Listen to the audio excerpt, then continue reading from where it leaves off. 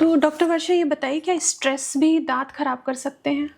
Stress stress दांत भी खराब करता है। और स्ट्रेस में क्या होता है कि जब हम स्ट्रेस में होते हैं तो हम अपनी हेल्थ को नेग्लेक्ट करना शुरू कर देते हैं। हम इतना हाइजीन मेंटेन नहीं कर पाते, ओरल हाइजीन। दूसरा क्या होता है, जब हम स्ट्रेस में होते हैं तो हम अनकॉन्शियस हैबिट डेवलप कर लेते हैं। देखा होगा, लोग नाखून चबाना शुरू कर देते हैं या दांतों को किटकिटाना शुरू कर देते हैं। तो उससे क्या होता है, जो दांतों की पहली सतह होती है एनेमल, वो निकलना शुरू हो जाती है, एब्रेड होना शुरू हो जाती है। धीरे धीरे ठंडा गर्म की कंडीशन आ जाती है। स्ट्रेस में हमारे मुंह ड्राई भी रहने लगता है, हमारा ड्राई माउथ हो जाता है, तो बेड ब्रेथ हो जाती है, मुंह से स्मेल आने लग जाती है। स्ट्रेस में क्या होता है कि हमारा ये जॉइंट है, हम स्ट्रेस में हमें नहीं पता होता, तो हम बहुत मॉलिक्यूलर लेवल पे सोच रहे होते हैं, बहुत मॉलिक्यूलर लेवल पे चेंजेस चल रहे होते हैं। तो जो हमारा टीएमजे जॉइंट होता है, it is a hinge joint, तो इसमें अफेक्ट होना शुरू हो जाता है ये टीएमजे। कई बार देखा होगा, मुंह खोलने में दर्द होने लग जाता है, ऐसा लगता है मेरे पूरे जबाड़े में दर्द हो रहा है, मेरे पूरे मुंह में दर्द हो रहा है।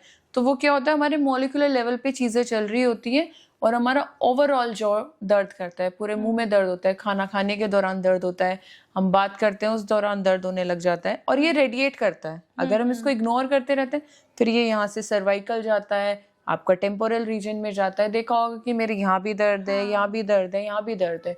तो स्ट्रेस हमारे दांतों के साथ साथ हमारे टीएमजे को भी अफेक्ट करता है। तो जैसे अगर किसी की ऐसी कंडीशन है कि स्ट्रेस की वजह से उसके साथ ये प्रॉब्लम हो रही है, और तो उसको कैसे प्रिवेंट कर सकते हैं? क्या प्रिकॉशन ले सकते हैं? क्या ध्यान रख सकते हैं? स्ट्रेस की वजह से दांतों में ग्राइंडिंग की एक अनकॉन्शियस हैबिट डेवलप कर लेते हैं कई बार पेशेंट।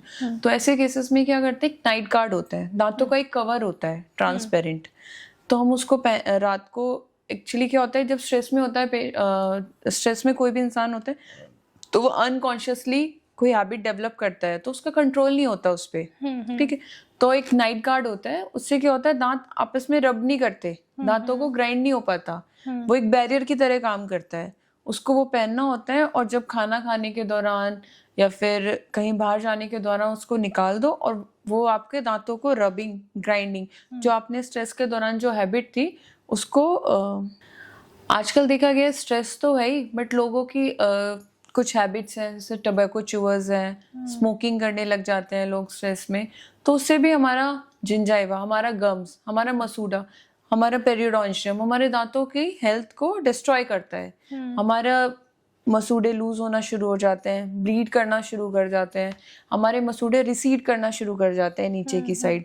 आप स्ट्रेस ले रहे हो, दांतों पे प्रेशर लगा रहे हो, जो हमारे मसूड़े धीरे धीरे धीरे धीरे अपनी जगह छोड़ना शुरू कर देते हैं। फिर वो बाहरी आपका जो दांत की जड़ है वो आने लग जाती है ऊपर, दांत हिलने लग जाते हैं और दांत निकल जाता है।